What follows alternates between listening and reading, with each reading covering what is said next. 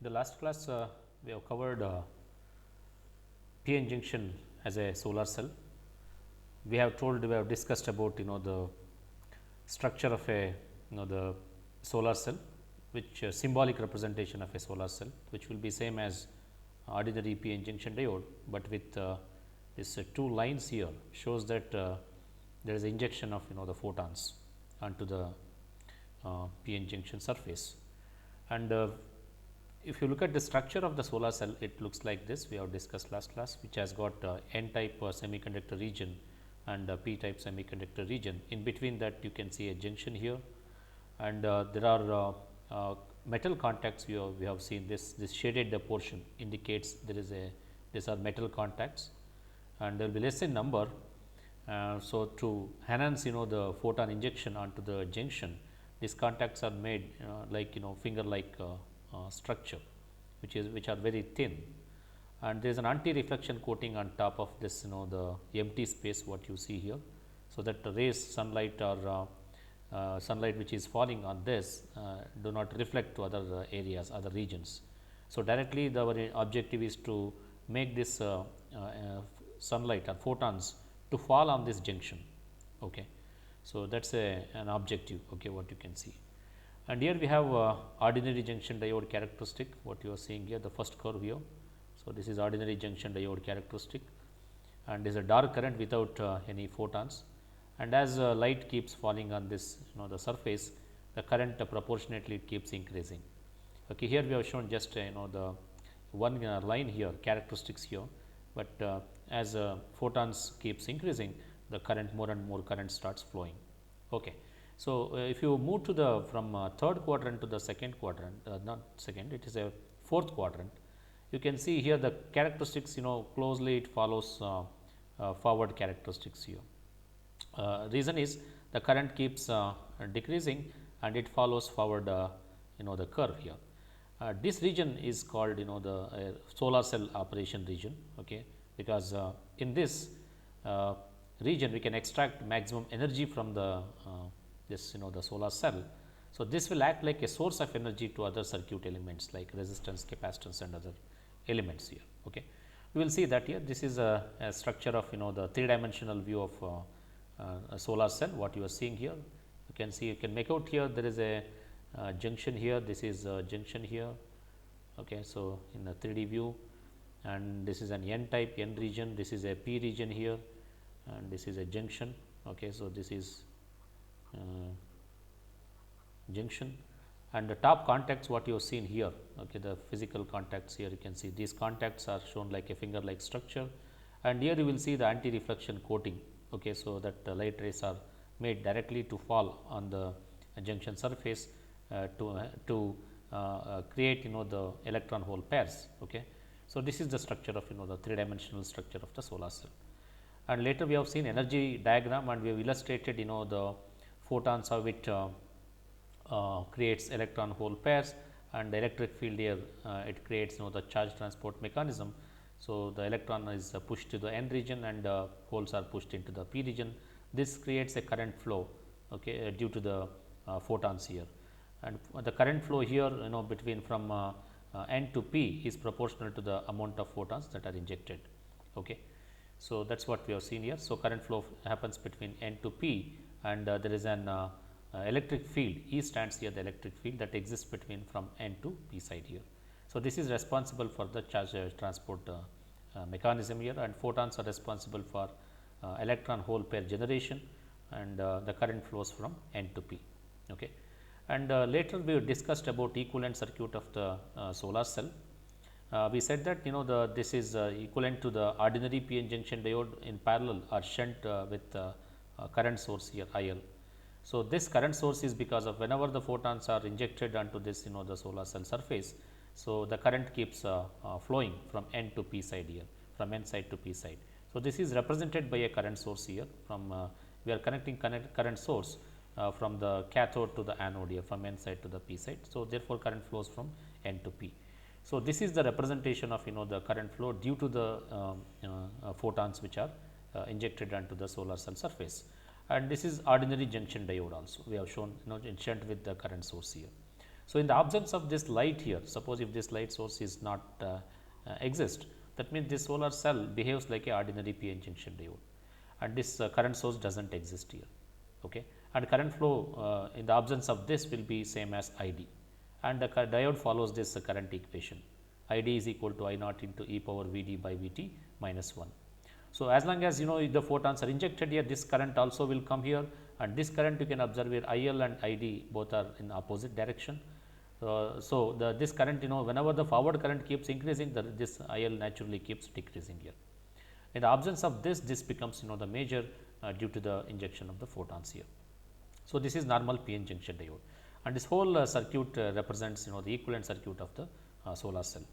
And later we have discussed about open circuit condition, and we came to know the open circuit voltage and short circuit current.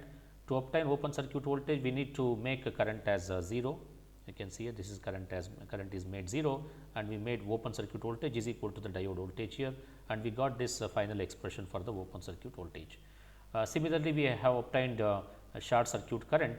So, short circuit current can be obtained by making voltage across the diode as 0. If you do that, and you will get short circuit current equals to the current due to the illumination minus IL. So, short circuit current is negative here because it flows in opposite to the forward current here. And next we have seen that this characteristics what we have seen here, this which falls in the fourth quadrant, we have flipped to the first quadrant for the simplicity.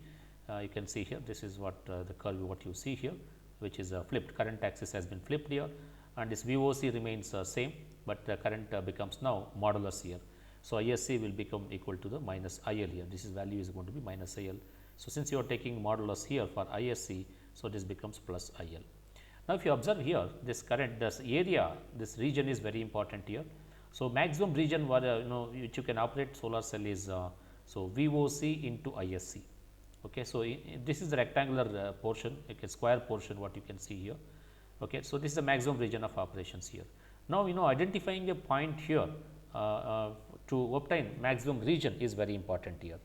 Of course, this is the maximum here, but this is the worst case you can operate the maximum at this value, but if you can identify some point here on this curve, so that if the region is maximum, you can harness maximum energy from the solar cell.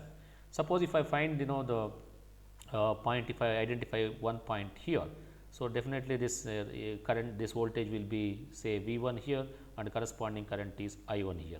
Okay. So, if you look at this, the region, if you observe here, this region is very small. So, the energy amount of energy extraction from the solar cell is very less. And if you can identify another point here, say for example, this point, let us say if I even choose another point which is close to the y axis here, if I call this as I2 instead of this, if I call as I2 here, and corresponding voltage if I call V2, even this region also it is going to be, you can see that area under this curve is going to be very small. So, that means you have to identify the optimal point. So, point 1 is not optimal, point 2 is also not optimal. So, you have to identify some point between 1 and 2, so that you can extract maximum energy. So, let us assume that this PM is the maximum point here. So, where voltage is also this is the Vm here, and this value is going to be Im, and PM is nothing but now P max what we call is nothing but it is a product of Vm into Im. So, now you can extract maximum energy, and this area within this curve is going to be large. So, larger the area, more energy you can extract from the solar cell here. So, P max is now which is equal to Vm times M, Vm is here, and Im value gives you current here. The product of this gives you the area under this curve. So, therefore, Vm into Im is the maximum point which you can choose here to obtain maximum area. If you take a ratio of Vm into Im, that is the area under the curve which is maximum, and the larger rectangular area, this is ISC times VOC, the ratio of this is always less than 1. Okay. So, as long as this is Vm into Im is lesser, or this area, rectangular area, if it is lesser than this bigger rectangular area, then definitely this will be less than 1. So, if you want to maximize energy from the solar cell, we have to make it this same as this. So, that means this value becomes equal to 1. So, this ratio of Vm into Im divided by VOC into ISC, open circuit voltage, short circuit current, maximum voltage and maximum current. This ratio is called as fill factor. So, fill factor is very important for the solar energy, solar cell. So, this will tell us the how much energy you can extract, what percentage of energy we have extracted from the solar cell. Okay. And there is a conversion efficiency formula also, eta, which is given by Vm into Im divided by P in. P in corresponds to the incident power, or due to the photons, and this can be converted into alternate formula you can see here. So, Vm into Im, from this we can cross multiply that, and you can say fill factor times VOC into ISC, that you can substitute in place of Vm into Im. Finally, the conversion efficiency is now fill factor times VOC into ISC here. This is not IOC. So, this is ISC, ISC times ISC into VOC into fill factor divided by P in. This is the conversion efficiency of the solar cell. Okay. With that, I think we can move to the other topics. Any questions regarding this last class, whatever we covered? So, these are the topics we have covered in the last class, and today's class let me jump into the photo detector, and with that I think we can move on to the. So, all these things are covered. Okay, just it is a just want to brief you. So, these are all things we have covered in the earlier classes. This is the characteristics, and you can see this is the VOC, ISC. Okay. These are all the equations we have derived, energy band diagram of illuminated junction. These three different quadrants we have seen. This is solar cell operation, which is fourth quadrant here, and we flipped it and shown that the maximum region of operation just now. Third quadrant is very important, where we can use as a photo detector. Right now, we are going to discuss that photo detector. Okay, so, this is in more detail we have covered this photo detector, which can be, if you operate this PN junction in the third quadrant. So, the same PN junction can behave like a photo detector. If you operate in the fourth quadrant, what you that's the last diagram what you are seeing, the PN junction will behave like, will operate like a solar cell. So, here you can see that you can extract energy from the solar cell, from the light here, source photons when they are falling, it generates current here. So, this will we need to supply the power for this device. So, this is not an active element. So, except last one. So, these are the passive devices which consumes energy from the supply, electrical supply, what you are seeing here. Okay. So, this is again forward biased PN junction, you are seeing characteristics in the first quadrant here. Okay. Solar cell, we have seen this structure. Okay. So, you do not want to go more detail, already we have seen these are the contacts, what you are seeing, it is very thin contacts, though I have shown in the diagram very bigger, but in reality the contacts will be very thin. So, these are the metal contacts what you see, which are like a thin like structure. Okay. So, this is what we have converted that into the first quadrant, and we have shown that the product of Vm into Im you should choose such that area under the curve becomes very large, and we discussed about this formula, fill factor, conversion efficiency, all those things. And so, this is actually renewable energy. One can use this the solar energy to extract energy from the sun. And if you see, single cell generates very less amount of the voltage and the current. If you can connect them in matrix form, in a cascaded form, definitely you can generate a lot of energy from the solar cell. So, this is a radiative energy output from the sun, derives from a nuclear fusion reactive. This is what happens in the sun, okay, which is almost equal to hydrogen bomb.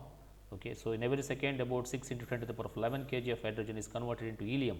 This is what this is how the energy is generated in the sun, with a net mass loss of about 4 into 10 to the power of 3 kg, which is converted into 4 into 10 to the power of 20 joules through the Einstein equation, E is equal to mc square.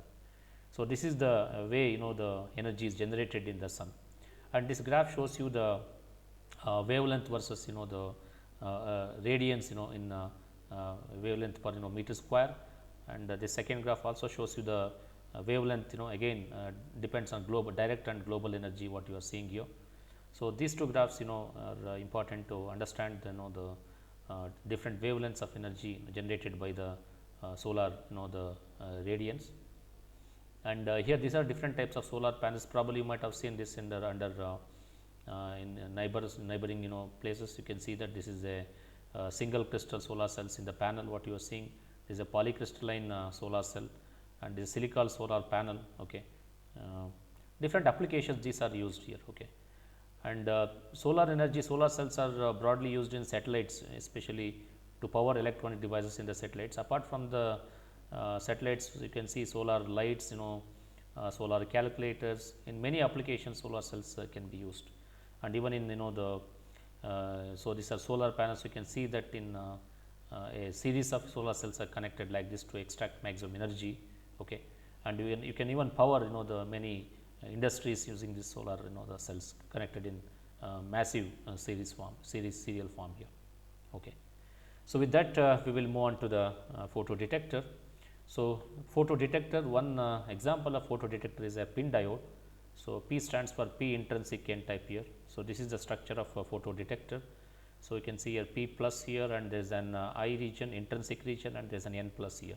So, this is the physical structure of the so photo detector, and you can see there is a contacts, metal contact here. There is there is a photons which are injected onto this, and there is a thin region of P plus region you can observe here, and this N plus this is actually the junction intrinsic region where exactly the electron hole pairs are generated. Okay, so there is anti-reflection coating here, and you can see there is a contact. Through that we connect resistance and a potential source where we need to reverse bias this. So, for that for the reverse saturation current to flow here. The symbolic representation of photo detector is almost same as solar cell. There is no much difference, although the solar cell, photo detector, all symbolic representations are same. Okay. So, here this is the symbolic representation of the photo detector. So, the characteristics of this, as you have already seen, photo detector means that can be used in the third quadrant. Okay. As intensity keeps the increases, the generation rate also keeps increases, and proportionately current also keeps increases. Okay. So, without the sunlight here, you can see that there is a dark current, that is the reverse saturation current that flows. So, this is a characteristics V versus I characteristics of the photo detector are nothing but the PIN diode. Okay. So, there is a resistance in series with the PIN diode as you are seeing here, and this poses the RC element here. So, this entire PIN diode acts like a capacitance, because you can treat this P plus as one plate and N plus as another plate. These two serves as a capacitor, and there is R which is in series. Okay. So, this becomes RC element like structure. Okay. We will see the advantages and disadvantages of the RC time constant within this the PIN diode. Okay. So, these things are important from examination point of view. So, kindly prepare with the structures, the symbol and characteristics of the photo detector. Let me go to the energy band diagram of the photo detector. As you can see here, so this is the energy band diagram of the photo detector. We have a P plus region here, there is an N plus region, and in between P plus and N plus there is an I here. P plus indicates it is heavily doped, and this region also it is heavily doped, and you can observe here there is a lot of space between the P plus and N plus here. Okay. So, you will see that the reason why we are maintaining here larger space here between the P plus and N plus regions here, and we will arrive at the conclusion whether this depletion width or the I region, okay, the I space, whether it needs to be large or small. Again there is a trade off here. So, okay, I can't say this area, this distance should be larger or smaller here. So, you have to maintain some trade off here. We will see that what must be the depletion width. This is a depletion width, okay, of this PIN diode. Now, let us see when the photons are injected onto this the PIN diode, what is going to happen. So, in three different areas we can analyze, three different segments we can analyze this the working. The first would be the P plus region here, and second is I region, and third is going to be the N plus region. Now, you can see here under this region there is different process is going to happen. Within this P plus region or neutral P region, there is a diffusion process which is going to happen, and even same with N plus region also there is a diffusion process which is very slow compared to the drift. Okay. So, this is going to take place here, and in the I region, since there is an electric field which is acting from N plus to P plus. So, there is this here because of the electric field. So, drift of charge carriers will take place in the I region here. Okay. I repeat once again, in the P plus region there is a diffusion of the charge carriers, and even in n plus also there is a diffusion of charge carriers, which is basically a slow process. Whereas in the I region there is a drift of charge carriers. So, because of the electric field that is acting from n plus to p plus region here. Okay. So, drift is very faster compared to the diffusion process. So, in the n plus and p plus diffusion process will happen. Okay. We will see that here what happens when the light energy or photons are made to fall on this the p plus surface here. Okay. So, you can see here there is a Fermi levels also here. Fermi level is in the p region is very close to the valence band here, and Fermi level in the n plus region is very close to the conduction band here. Okay. So, Fermi level also Fermi levels has been splitted here, and amount of voltage what we apply, reverse voltage, is q times Vr. This is the amount of reverse voltage. So, this gives the barrier height here because of reverse voltage. Okay. Now, with that let us see, observe here, see in all these region photons are made to fall, but as I told you we are going to split the explanation into 3 parts here. That let us analyze what happens to the when the light is made to fall on the p plus region, what is going to happen. So, now let us see here, light energy we take it as h into mu, and this if h into mu is greater than the forbidden gap of this, okay, forbidden gap of this, then definitely this creates electron hole pair. Okay. So, that means electron present here will get excited and they move into the conduction band. Here in this p plus region you are seeing a situation, already the light h into mu is applied is greater than the forbidden gap. So, therefore, this electron has been excited and it has moved to this conduction band. You are seeing here the hole, presence of hole in the valence band and electron in the conduction band here. Okay. As I told you, within this the region diffusion process will takes place. Diffusion process in the sense, slowly due to the concentration gradient, the electron here, since the it is a minority carrier here, it tends to move to the if it gets attracted or moved due to the diffusion process close to this the edge of a depletion region, then definitely this electric field is very strong. It pushes this electron back to the n plus region. We have to use here a word called as a sweep. So, the electric field is so strong here, this sweeps electron from edge of p plus region to the n plus region here. Okay. And hole here again the electric field direction and the hole direction both are same. By chance any hole get diffused near to the say depletion edge of a depletion region, the field is acting from n plus to p plus region. Therefore, this hole is pushed back to the n plus region itself. Okay, because the hole direction and field direction is same. Okay. So, we have seen here what happens to the electron hole. So, h into mu, the photon energy is responsible for electron hole pair generation, and the diffusion process will make the electron and hole to move near to the edge of the depletion region, and this electric field will take care of charge transport mechanism, and it pushes electron to the n plus region and hole to the p plus region here. Similar process is going to happen here.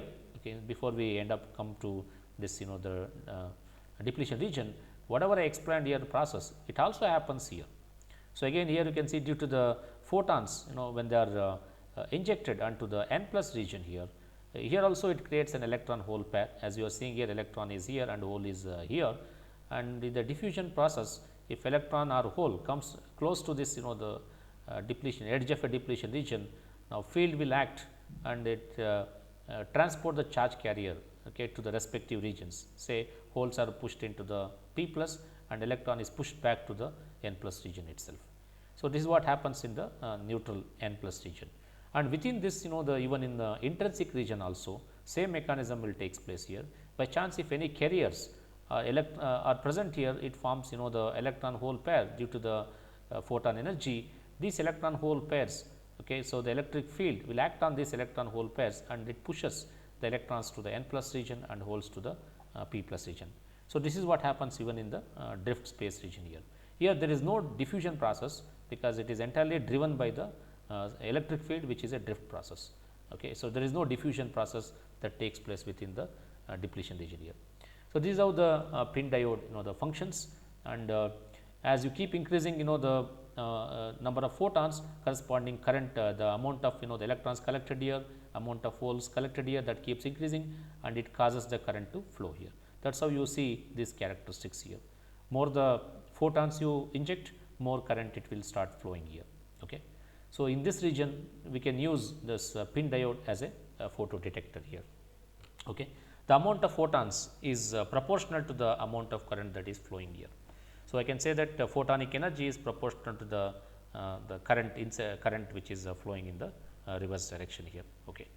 So, with that I think we have covered this photo detector, and we have few things to cover, important properties of the photo diode, which I will take you to that topic, important properties of the photo diode, photo detector, not photo diode.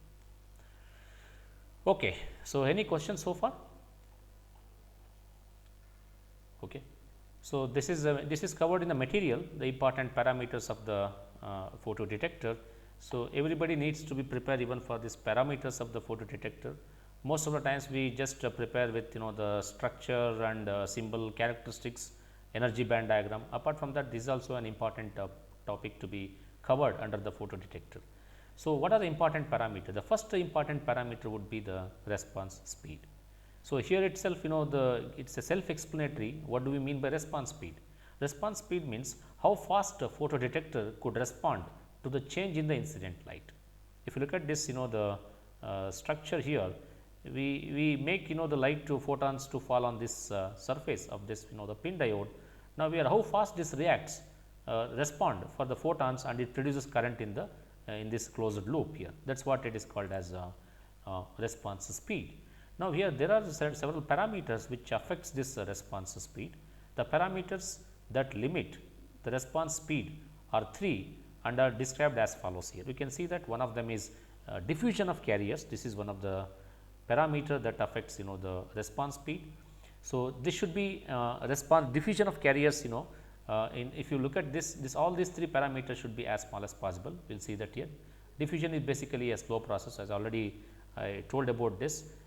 So, compared to the drift process, this is a very slow process. Diffusion is a very slow process. And transit time here. So, what do we mean by transit time here?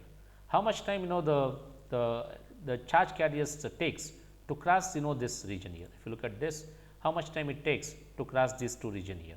Okay. So, because here as we said that whenever we apply photons here, so the charge carriers electron hole pairs are generated in the p plus region and n plus region here. How fast the charges get collected in the p plus region and the n plus region here. So, that is called the transit time here. Okay. So, transit time also plays an important role. Okay. Here this, as I told you, diffusion of carriers, that should be small, and it should I mean amount of time what it takes, it should take less time. Okay. So, diffusion process should take less time, and fastly it should act here. This process should be fast, but however generally diffusion process is a slow process. And I already mentioned about capacitance, right. So, the 2 regions what you are seeing here, this p plus region and this n plus region will behave like a 2 parallel plates, and this behaves like a parallel plate capacitor now. And if you look at this capacitance now, it is the formula for capacitance, you already know that C is equal to epsilon into A divided by D.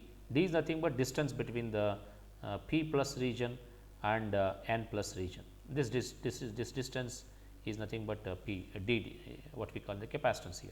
Now, let us see here what happens to this the capacitance here. So, capacitance of the depletion region also affects this response speed. You can see that here when the distance, if it is normally we operate this the photo detector in reverse bias here, and the RC time constant which plays a very important role. Okay. So, what is this RC time constant?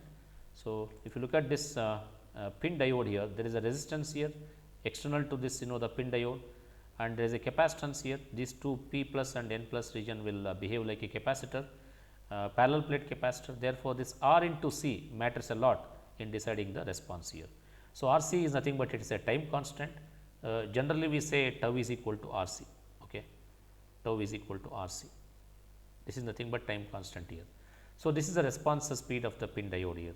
So, RC time constant in this case it is very high, because you can see here distance between these 2, as it is very large here we have chosen. If the distance is large, capacitance is going to be very less here, then correspondingly you can reduce the time constant here. But normally what happens, distance, if you make it very small, then definitely C capacitance would become very high, and when capacitance becomes very high, definitely this time also becomes very high. So, this tau should be as small as possible. So, that is the expectation here. So, RC time constant should be as small as possible. In order to have a fast response, okay, so for the injected photons here, the tau should be as small as possible, but in this case tau is going to be very high, because it is the RC time constant will dictate the this the time constant, this tau here. Okay. Now, let us see here diffusion of carriers. The first one is diffusion of carriers. We will look back into that. How to reduce the diffusion? Okay, length small as possible. That is nothing but distance, what we call diffusion distance or diffusion length. How to make it this, as this is p region, p plus region, since it is very close to the surface of surface. So, most of the light region that goes directly to the intrinsic region. So, where the electric field region is close to the surface here. So, here what we have done here, if you observe this region here, this region P plus is made very thin compared to this intrinsic region here. Okay. So, as I told you already, in the P plus region, diffusion of the carriers will takes place here, and even here also in N plus region, diffusion of charge carriers will takes place here. This region is made very thin, okay, so that you can speed up the diffusion process here. Okay. Transit time, already we discussed about it. Time that electrons or hole takes to traverse the distance in the presence of electric field. Okay, so, in the presence of electric field, how much time the electrons or hole takes to traverse this distance here. Okay. So, that is nothing but this is better to expand here in the energy band diagram here. How much time the electrons or hole takes, since if electron comes here and the field is going to act on that, and it will push the charges electron to the n side here. The question rises here, how much time this electron takes to push into the n plus region here. That is nothing but the transit time here. And when it comes to capacitance, as I told you, there must be some trade off here. We can't choose the distance randomly here. So, we know that C is equal, repeat, right, once again, C is equal to epsilon A divided by small d. In this case, it is going to be the depletion width W. Okay. Now, let us see here, A is nothing but area of the cross section, the P region, P plus region, and N plus region. Okay, this cross sectional area of this and this represents this area A, and epsilon is the permittivity, and W is the which is the width of the depletion region. Now, let us discuss this width, what happens when it is small and large here. So, if let us take first condition, when the depletion width is very small. Okay. In that case, the transit time you can see here. So, since if you make a depletion width here, this depletion width smaller, if this distance is small, the amount of time electron takes to move from P plus region to N plus region will be decreased. A short distance, the electron or hole from N plus to P plus has to move. That means, the transit time will decrease. So, smaller the W, okay, so there is a transit time decreases, and you can also see that the capacitance, okay, so capacitance keeps increases, because there is a, you can see that the depletion width has been reduced here, the capacitance keeps increases, and the capacitance keeps increases. You can also see that what will happen to the absorption. This is nothing but photon absorption. So, photon absorption keeps decreasing. Okay. What may be the reason for the photon absorption to keep decrease? You can see here, okay, in this region, once you make this the W region very small here. So, this amount of photon absorbed by this, because this region we made it very large, because to increase the absorption. Now, this width is made very small here, the amount of photon absorption in this region will be decreased. That is what we told here. The photon absorption keeps decreases, and henceforth the current also decreases. Okay. Another end, if you see that for the larger depletion width W, what is going to happen? So, definitely large depletion width will have the large transit time. It will take more time for the electrons or holes to cross the depletion region, and capacitance value, if you see here, since if you are reducing the width here, the capacitance keeps decreases. So, capacitance decreases. Since the W is larger, now absorption is going to increase. Okay. Now, question rises here whether we want to make width large or small, because there are several advantages and disadvantages also, okay, as you can see here now. So, now we have to choose the width to be an optimal value. Better to choose width equals to the width in our case is equal to transit time, that can be chosen as half of the modulation period. We will see what is that modulation period one need to choose.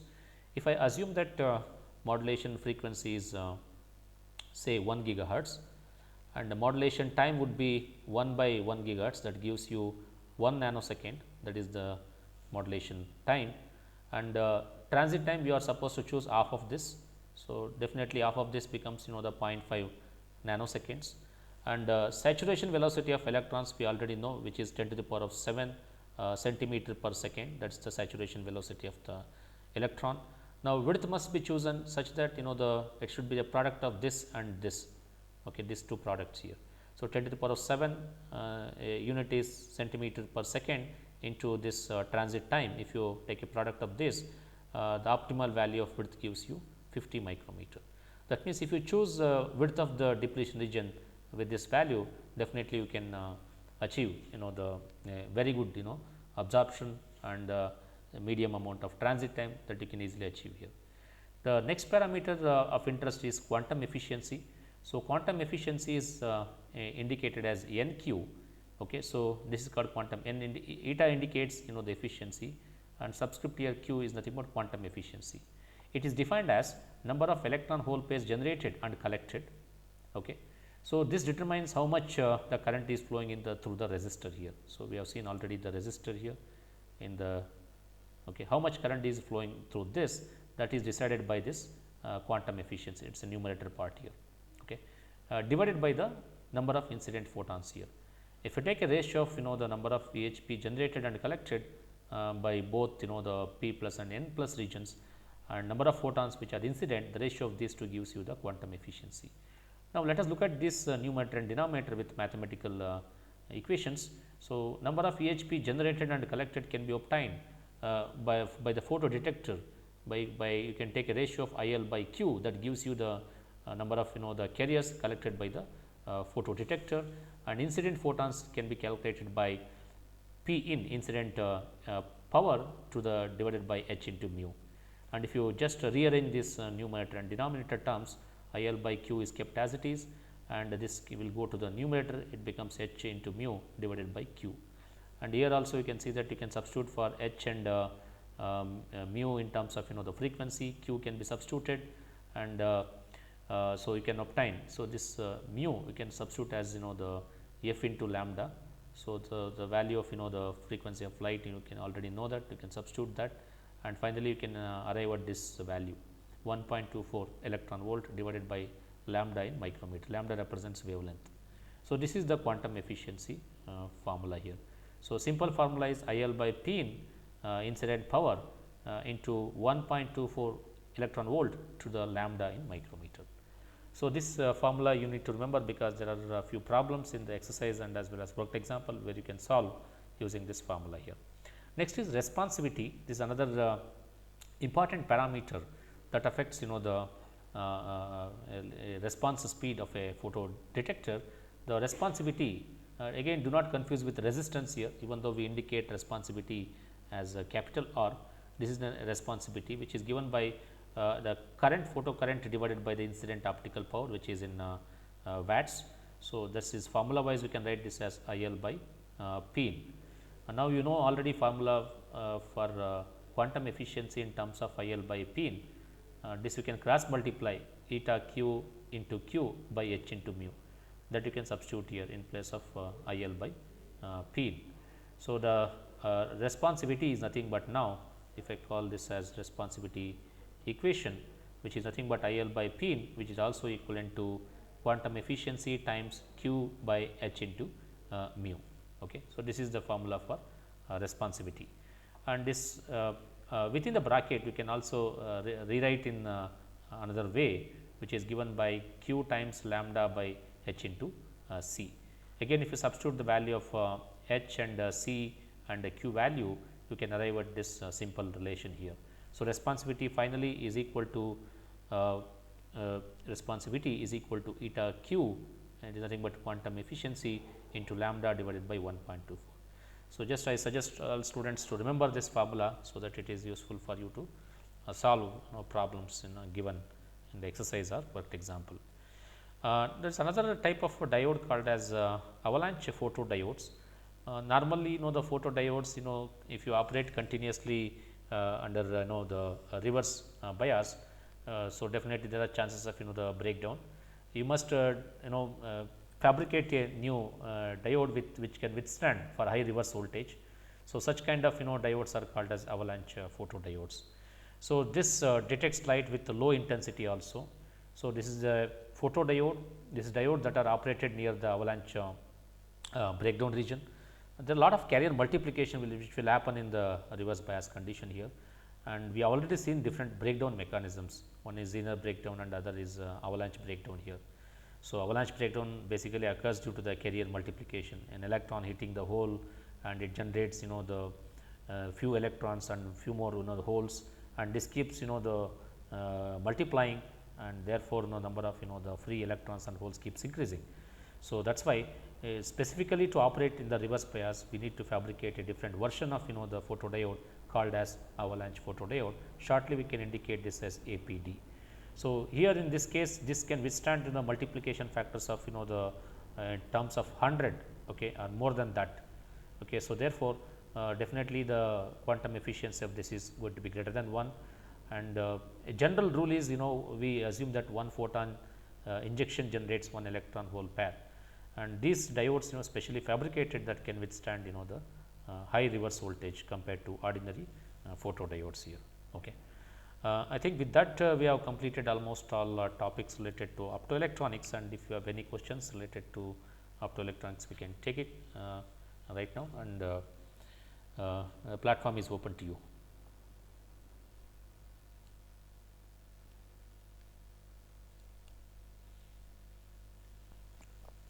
For your information, this material has been already uploaded onto the Google Classroom, and if you can download and you can see that further, if you have any queries, you can ask me later time also, later stage also. Okay. Any questions?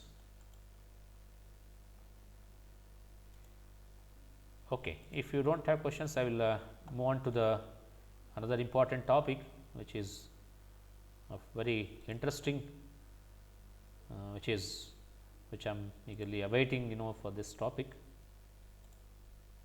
What is topic? This is bipolar junction transistor. I think we have spent sufficient amount of time on PN junctions. We will summarize whatever we covered probably in the next class. Now let me introduce you to the bipolar junction transistor. So this is a 3-terminal device, bipolar junction transistor. Unlike PN junction is a 2-terminal device. So when we have 2-terminal device, we have limited applications of that, but this is going to be a 3-terminal device. You can see here there is an emitter, there is a base, there is a collector. There are 3 terminals in the bipolar junction transistor, and there are junctions, or 2 junctions are there between emitter and base. There is an emitter base junction, and between the collector and base there is a collector base junction. So there are 2 junctions and 3 terminals. Okay. So this device finds a lot of application compared to the PN junction. So here what we are basically studying in this module. So qualitative discussion of the charge transport. See, in any device whatever we study in this course, we mainly focus on the charge transport mechanism. Even you have observed in the PN junction, we focused on the charge transport mechanism. So charges, how they are formed and how they are transported. In a nutshell, I can say that we mainly focus on carrier generation, okay, and carrier transport. So if you understand these things, you can understand any electronic device. So understand operation of a transistor, and also you understand charge distribution within the transistor here. And finally, once you understand within the different within this emitter, base and collector regions, the charge distribution, you can relate that to the terminal currents also. So without understanding the charge distribution within each of these regions, understanding the terminal current flow becomes very difficult here. And finally, we can connect that with the physical characteristics of the device here. The current flow in a transistor and control mechanism also we will understand, and we will also discuss what is called second order effects. So, many times second order effects will affects the performance, will significantly affects the performance of the bipolar junction transistor. We will see that for the time being we will assume that there are no second order effects here. Okay, we will assume that there are no second order effects, and then we will continue to explain the BJT operation here. Because once we understand once we have solid foundation of this bipolar junction transistor, then we can include second order effects and see more detailed working of the bipolar junction transistor. I suggest students always to ignore few second order effects before you step into the bipolar junction transistor.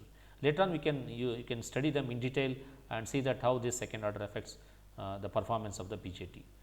Biasing is also very important when you want to study the analog electronic circuits. So, the biasing also plays an important role, especially when you design an amplifier. When we use BJT for the from amplification point of view, biasing also plays a very important role. We have different biasing like common base, common emitter which is widely used, and a common collector. These are different configurations. We can bias the BJT under these different configurations. We can apply some DC voltage, and so that we will see that whether it can lead to the faithful amplification or not. And also another application of BJT is switching circuits. So, BJT can be used as a fast electronic switch compared to the mechanical switch. Mechanical switches, as you have seen, they are very slow. This BJT will be a fast electronic switch. Okay. This can be used as a fast electronic switch. We will see that how BJT can be used as a switch. Okay. And the general rule is we will use PNP transistor for most of our illustration. Reason is the current flow and the hole flow both are in same direction. It becomes easy for us to understand if we consider PNP transistor. So, rather than to begin with the NPN transistor, because in PNP transistor majority current flow is due to the holes. So, to understand current flow direction and hole direction are same. So, therefore, we will choose PNP transistor to explain all our the concepts here. And later on, once understand PNP transistor, and you can easily connect with the NPN transistor, because the process whatever you discuss here in PNP, it is just the opposite in NPN transistors here. Okay. Before we move on to the fundamentals of BJT transistor, fundamentals of BJT operation, I think this we can take up in the next class. With that, I think I have introduced little bit about BJT, and later on we will continue with the fundamentals of BJT operations here. So, with that, I think it is a time to wrap up today's class. And offline I would like to take any questions are there. Okay.